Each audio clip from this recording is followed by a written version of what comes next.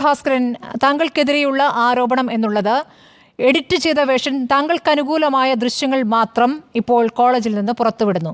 അപ്പോൾ താങ്കളുടെ മുറിയിലുള്ള ആ ദൃശ്യങ്ങൾ പുറത്തുവിട്ടു. അതിനു മുമ്പ് ഒരു ദൃശ്യമുണ്ട്, അതാണ് ഒരു വിദ്യാർത്ഥിയുടെ കർണപുടം അടിച്ചു തകർത്ത ദൃശ്യം.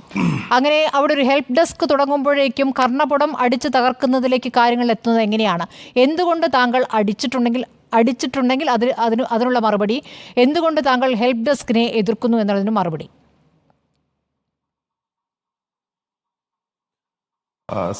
ശ്രുതി, ഇവിടെ നമ്മൾ മനസ്സിലാക്കേണ്ടത്, കോളേജുകളിൽ ഇന്ന് നമ്മളുടെ എല്ലാ പ്രിൻസിപ്പൽമാർക്ക് വളരെയധികം ഉത്തരവാദിത്തങ്ങളുള്ളൊരു ആളാണ്. അയാൾക്ക് ഉത്തരവാദിത്തങ്ങൾ എന്ന് പറഞ്ഞാൽ കോളേജിൽ നടക്കുന്ന എല്ലാ കാര്യങ്ങളുടെയും ഉത്തരവാദിത്തം അയാൾക്കാണ്. അവിടെ കുട്ടികളുടെ സുരക്ഷിതത്വം, ജീവനക്കാരുടേതായ പ്രശ്നങ്ങൾ, അക്കാഡമിക് സ്റ്റാൻഡേർഡ്സ് തുടങ്ങിയ എല്ലാ കാര്യങ്ങളും പ്രിൻസിപ്പൽ ഉത്തരവാദിയാണ്. 98% റിസൾട്ടോടുകൂടി നല്ല രീതിയിൽ പ്രവർത്തിക്കുന്ന ഒരു സ്ഥാപനമാണ് കൊയിലാണ്ടിയിലെ ഗുരുദേവ കോളേജ്. ഈ കോളേജിൽ വരുന്ന കുട്ടികൾ എന്ന് പറഞ്ഞാൽ എയ്ഡഡ് ഗവൺമെൻറ് കോളേജുകളിൽ അഡ്മിഷൻ കിട്ടാത്ത വളരെ മാർക്ക് കുറവുള്ള കുട്ടികളെയാണ് ഞങ്ങൾ ഇത്രയും ഉയർന്ന നിലയിലേക്ക് പഠിപ്പിച്ച് ഉന്നതിയിലെത്തിക്കുന്നത്. അതിനു വേണ്ടിയിട്ട് ഞങ്ങളുടെ അധ്യാപകരും ഞാനും അഹോരാത്രം വർക്ക് ചെയ്യുകയാണ്. ഈ പ്രവർത്തനത്തിൽ ആദ്യമായിട്ട് ഞാൻ പറയട്ടെ, എൻ്റെ കോളേജിലെ മുഴുവൻ വിദ്യാർത്ഥികളുടെയും അധ്യാപകരുടെയും അനധ്യാപകരുടെയും പിന്തുണയോടുകൂടിയാണ് ഇത് ചെയ്യുന്നത്. ഇത് പ്രിൻസിപ്പലിൻ്റേതായ ഒരു മാഹാത്മ്യം കൊണ്ടല്ല ഇതെല്ലാം ചെയ്യാനായിട്ട് പറ്റുന്നത്.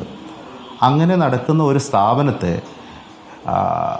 ചില സ്വാർത്ഥ താല്പര്യങ്ങൾ, ചില അജണ്ടയുടെ ഭാഗമായിട്ട് എന്ന് തന്നെ ഞാൻ പറയും, അജണ്ടയുടെ ഭാഗമായിട്ട് കോളേജിനെ തകർക്കാൻ ശ്രമിക്കുമ്പോൾ അത് സൈലന്റ് ആയിട്ട് നോക്കിയിരിക്കാനുള്ള ഉത്തരവാദിത്വം കോളേജിനോ പ്രിൻസിപ്പലിനോ മാനേജ്മെന്റിനോ ഇല്ല. ഹെൽപ്പ് ഡെസ്ക് എങ്ങനെയാണ് കോളേജിനെ തകർക്കാനുള്ള സംവിധാനമാകുന്നത്? ഡോക്ടർ സുനിൽ ഭാസ്കരൻ, ആ ഹെൽപ്പ് ഡെസ്കിനെ എന്തുകൊണ്ട് എതിർത്തു എന്നുള്ളതാണ് അറിയേണ്ടത്. പറയാം. ഞാൻ അടിയുടെ കാര്യം ആദ്യം പറയാൻ ആഗ്രഹിക്കുകയാണ്. കാരണം ഇത് ഒരു 4 ദിവസമായി ഒരു ഹിമാലയൻ നുണയായിട്ട് കേരള സമൂഹത്തിൽ നിലനിൽക്കുകയാണ്.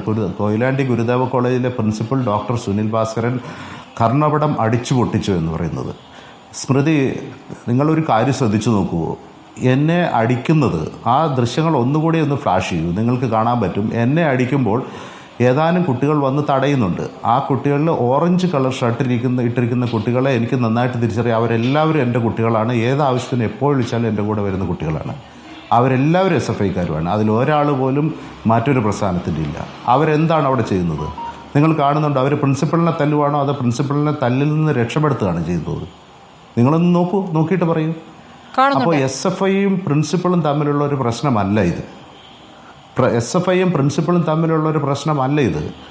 എന്താണ് ഇവിടെ സംഭവിച്ചതെന്നാൽ, ഞാൻ കയറി ചെല്ലുമ്പോൾ അവിടെ വെള്ള ഷർട്ടും കറുത്ത പുള്ളിയുമുള്ള ഒരാൾ അവിടെ വന്ന് എന്നെ അടിക്കുന്നത് നിങ്ങളെല്ലാവരും കണ്ടിട്ടുണ്ട്. ഈ ലോകത്തുള്ള എല്ലാവരും കണ്ടു കഴിഞ്ഞാണ്, മലയാളികളെല്ലാവരും കണ്ടു കഴിഞ്ഞാണ്.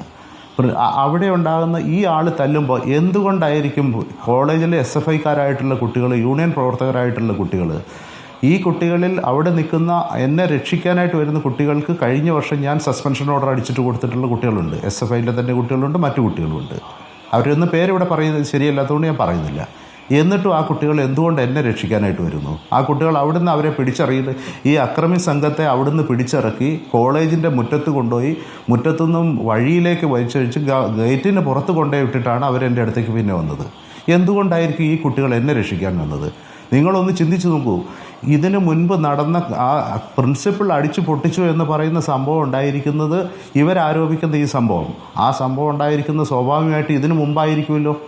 അതിന് പ്രകോപനമായിട്ടായിരിക്കുമല്ലോ ഇവരെന്നെ അടിച്ചത്. ഇതാണല്ലോ സങ്കല്പം. അത് തന്നെയാണ് അവർ പറയുന്നത്. ഈ സങ്കല്പത്തിൽ അങ്ങനെ ഒരു സംഭവം അവിടെ നടന്നിട്ടുണ്ടെങ്കിൽ, സ്മൃതി, ഇങ്ങനെ ഒരു സംഭവം നടന്നിട്ടുണ്ടെങ്കിൽ 19 SFIക്കാർ വിദ്യാർത്ഥികളെ, 50ഓളം വരുന്ന വിദ്യാർത്ഥികളുടെ മുന്നിൽ വെച്ച് അവരുടെ SFIയുടെ ഏരിയ സെക്രട്ടറിയെ ഈ 50 വയസ്സിന് മുകളിൽ ഞാൻ അടിച്ച് നിരത്തി അവരുടെ കർണപടം പൊട്ടിച്ചു എന്ന് വിചാരിക്കണമെങ്കിൽ നിങ്ങളൊന്ന് ചിന്തിച്ചു നോക്കൂ, ഞാൻ ആരായിരിക്കുമെന്ന്.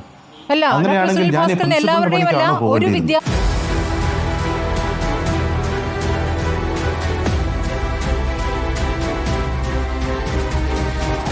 ഡിബേറ്റ് വിത്ത് സ്മൃതി പരുത്തിക്കാട്.